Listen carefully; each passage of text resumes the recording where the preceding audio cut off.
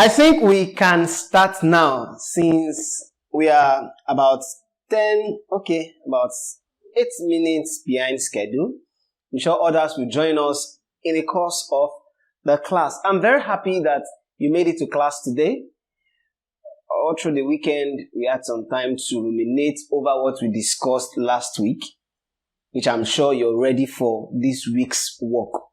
In fact, this week we are moving with the speed of light. So you just have to follow the classes sequentially, because any class you missed, you might not be able to get the full gist. Well, you can get it on the platform because all these classes are pre-recorded for those of you that might not be able to attend the live classes. So this is what we have for today. In today's class, we are going to discuss a very, very simple but confusing concept. Why is it confusing? Because if it is not confusing, most students will not still have issues with the concept of algebraic equations. Now, to start with, what is algebra? Algebra is very, very easy, as it is the combination of alphabets and letters in mathematics, of which most times our focus is to find the values, the numerical values of those variables, okay, those letters in mathematical expressions or equations, as the case may be. So let us write down the topic for today's class, which is algebraic equations. Algebraic equations. Now, having discussed or defined what algebra is, then let us go a step further to understanding what equations are, as well as differentiating between equations and expressions. There are two different things. We've discussed what algebra is, then the other part of the topic is an equation. What is an equation? An equation here is actually a mathematical expression that shows equality between two or more expressions. Very simple. So equations shows equality. That's the first thing you need to know.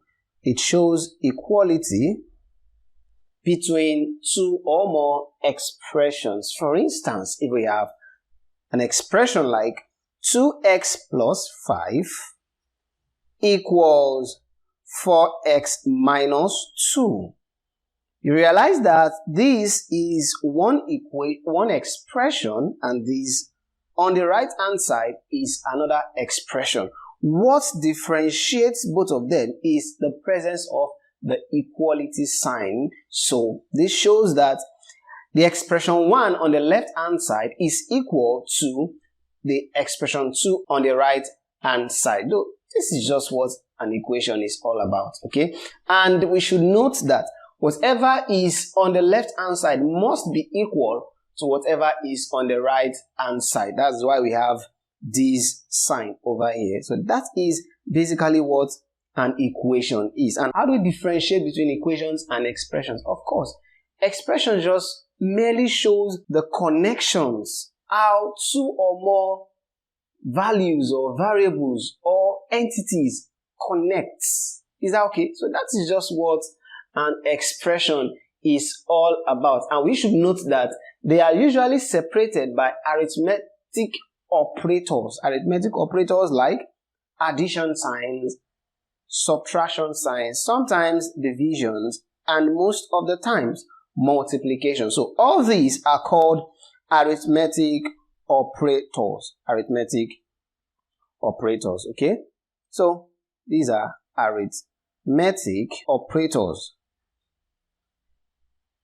Okay, so this is basically what we have as the major difference between the equation and an expression. And having said that, it is noteworthy to consider some examples of equations as well as expressions. So 2x plus 5 equals 0 is an equation.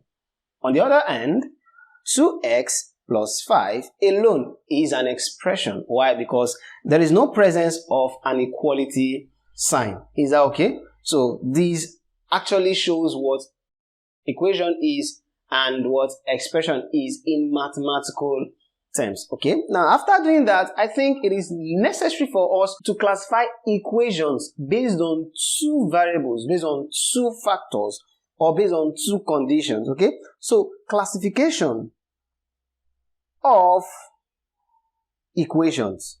Okay, so we have two basic classifications of equations, and the first one is we classify equations based on the number of the unknown variables.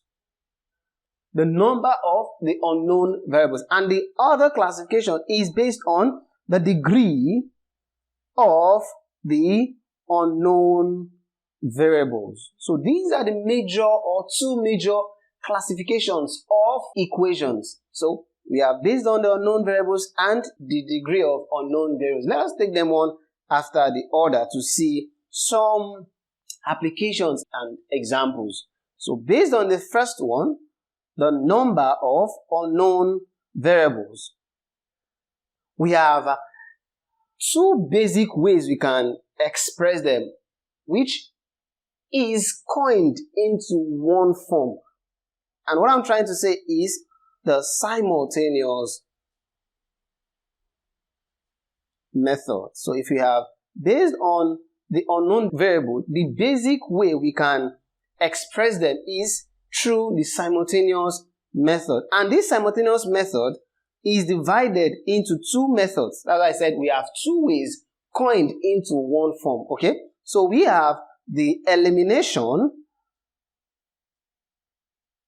as well as the substitution method. So these two methods will be discussed in our subsequent classes, probably in the next class, okay, based on how far we can go in this class.